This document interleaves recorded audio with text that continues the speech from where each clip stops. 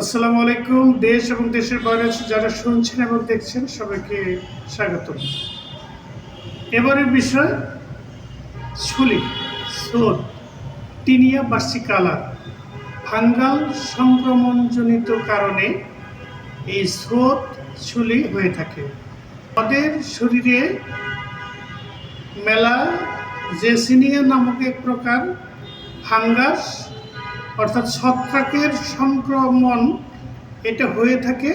আর এই ফাঙ্গাস যখন বৃদ্ধি ঘটে পরিমাণে তখনই এই ছুলি বা স্রোত বা টিনিয়া বার্সিকালা বডিতে দেখা যায়। এটা এক প্রকার ছোঁয়াচে অর্থাৎ সংক্রমণজনিত একজনের দেহ থেকে শরীর থেকে আর একজনের শরীরে বা দেহে অতি দ্রুত সময়ের মধ্যে এটা সংক্রমিত হয়। আর এই ছুলি বা স্রোত কেন হয়, কারণগুলো মজার ব্যাপার হলো ভেরি ইন্টারেস্টিং। এই ছুলি বা স্রোত সেটা হলো আমাদের দেহেই অর্থাৎ আমাদের ত্বকগুলিতেই এই মেলাসেনিয়া ফাঙ্গাসটি ছত্রাকটি বসবাস করে।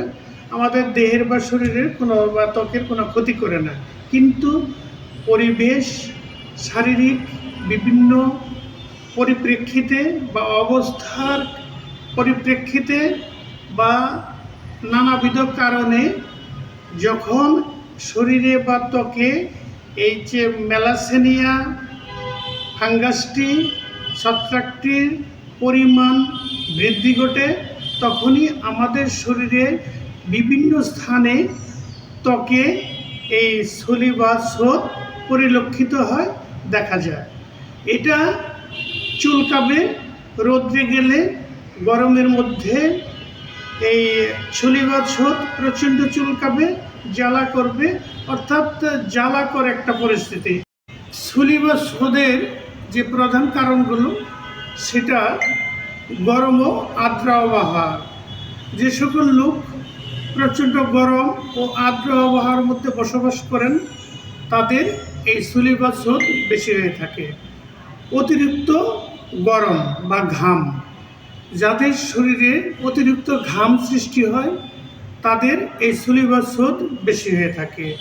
এবং টাইট পোশাক, অর্থাৎ যে সকল ব্যক্তি সবসময় টাইট পোশাক পরে থাকে, আট পোশাক পরে থাকে, তাদের বেলায় এই যে ছুলি বা স্রোত বেশি হয়ে থাকে।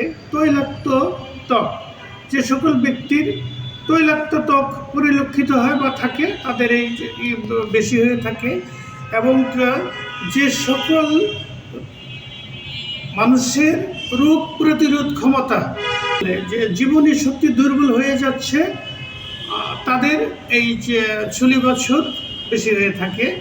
বংশগত কারণও দায়ী, অর্থাৎ জেনেটিক কারণও এখানে দায়ী।